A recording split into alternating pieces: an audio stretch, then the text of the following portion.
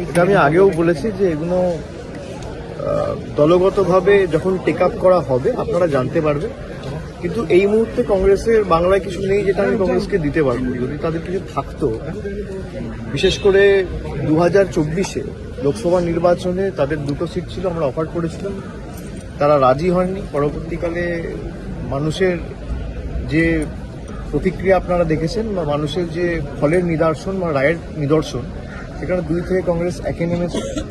পরবর্তীকালে কি হবে কি না হবে সেটা দলনেত্রী মমতা বন্দ্যোপাধ্যায় ঠিক করবে, কিন্তু কংগ্রেসের সাথে জোট করে তৃণমূলকে জিততে হবে। তৃণমূল 2016-তে একা লড়াই করেছে, 2014-তে একা লড়াই করেছে, 2019-এ একা লড়াই করেছে, 2021-এ একা লড়াই করেছে, 2024-এ একা লড়াই করেছে।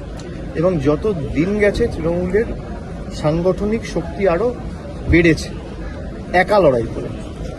এবং তৃণমূলের বাংলায় কারোর প্রয়োজন নেই, তৃণমূল একা লড়বে। মমতা বন্দ্যোপাধ্যায়ের যে 15 বছরের উন্নয়নের কর্মযজ্ঞ, সেটা বাড়িতে বাড়িতে মানুষের পৌঁছে দিয়ে তাকে পাথেয় করে পথ চলার প্রেরণা করে সার্বিকভাবে আমাদের গত 10 বছরে বিশেষ করে বিজেপি ক্ষমতা আসার পর থেকে যেভাবে বাংলাকে বঞ্চিত করা হয়েছে, প্রতারিত করা হয়েছে, সেটা মানুষের কাছে তুলে ধরা এবং তারপরেও বাংলার যে উৎসাহ, উদ্দীপনা, উদ্যম এবং কাজ করার যে মানসিকতা, সেটা এরা আটকাতে পারে।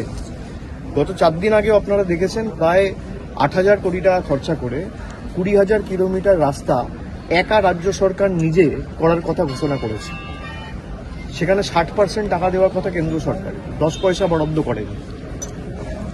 ভারতবর্ষের প্রধানমন্ত্রী এবং বিজেপি আত্মনির্ভর ভারতের কথা বলেছে, মমতা বন্দ্যোপাধ্যায় স্বনির্ভর বাংলাকে বাস্তবায়িত করে মানুষের সামনে দেখিয়েছে।